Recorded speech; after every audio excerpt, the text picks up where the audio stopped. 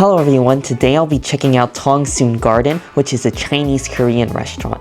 One of my friends recommended this local spot since she's been going there for years. It's just a small family-owned business, and if you know me, I never pass up my friends' restaurant recommendations. So let's go.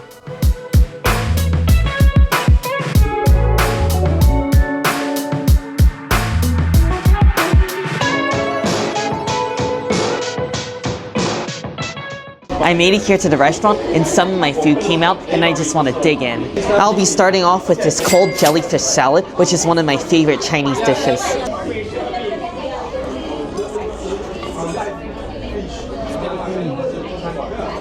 Wow, this is incredible. This is one of the most unique takes on jellyfish salad I've ever had before. It really caught me off guard because the first thing I taste is a punch of horseradish, which really adds so much flavor.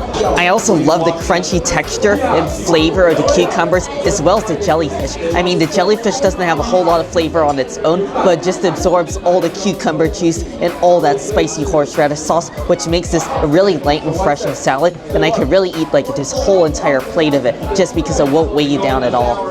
For my next dish, I'm trying a kong punji, which is like a Korean style fried chicken, and the savory scent off of this, it just smells addicting.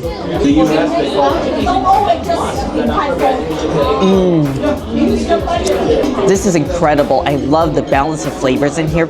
It's sort of like a sweet soy glaze, and there's also garlic. It has a slight tang, and then I hate to compare it to this, but it almost reminds me of the Panda Express orange chicken, basically like that, without the orange flavor and without the red pepper flakes. But the real star to show with this is the batter, because I do love myself a thick and crunchy fried chicken batter, and it is really able to handle all the sauce, and best of all, the chicken is juicy and tender as well. Now for the eggplant and garlic sauce, and this is probably my favorite Chinese vegetable side dish.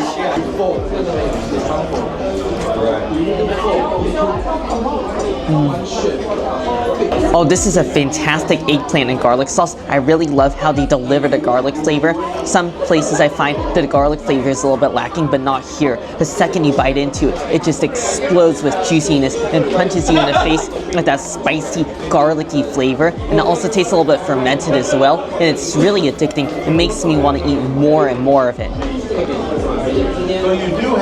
Next, I'm going to be moving on to the Szechuan Min, which is a Szechuan style noodle soup, and it looks like there's a variety of seafood in here. I'm going to start with a little bit of squid.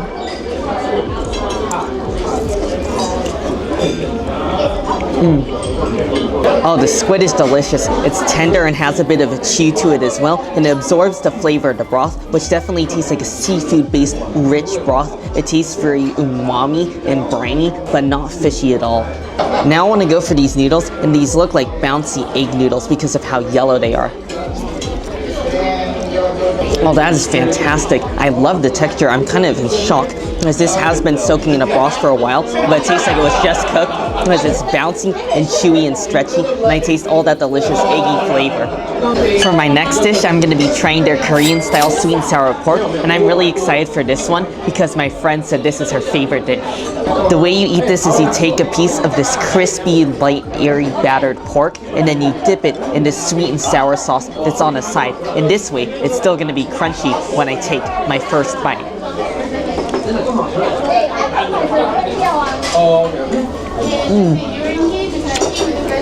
Oh wow, this is a delicious sweet and sour pork. I've never had it in this Korean sort of style. I love the batter on this pork because it is also really thick, just like the fried chicken. But this one is much lighter and easier to eat because I can tell it's a cornstarch-based batter, so it really fluffs up as soon as it hits the deep fryer.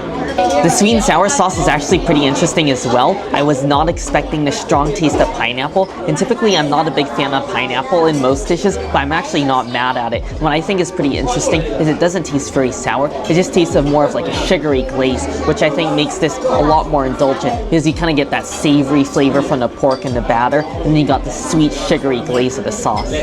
Now for the mapo tofu, and I feel like you can never go wrong with some mapo tofu.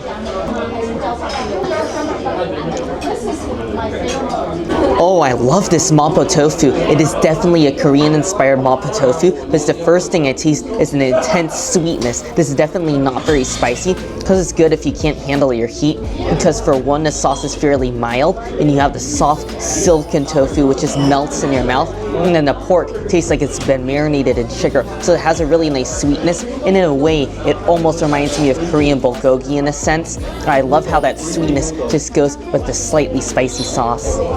For my final dish, I'll be trying a jjajangmyeon, and this is a really interesting dish because this was started by Chinese immigrants living in Korea, so it's definitely like a blending of two cultures, and I do enjoy this dish in most restaurants because I love just the heavy black bean sauce it is, and then this looks like the same type of noodles that were in my seafood soup earlier. The way you eat this dish is you get the thick black bean sauce filled with all the meat, and then you just spoon this over the noodles, just like so. Here we go, these noodles feel really nice and bouncy.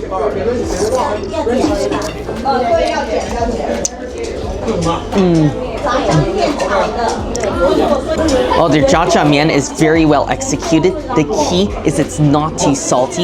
You still get all the flavor from the fermented black beans, which is so rich and nutty and earthy. And I love the fact that there's some ground pork in there as well, since this is the pork jjajangmyeon. So I really feel like you gotta have a little bit of meat with just to add some more flavor. And then also the signature jjajangmyeon is all these sliced onions in here, which are slightly crunchy, and I love the onion taste and just how it pairs with those chewy, delicious noodles.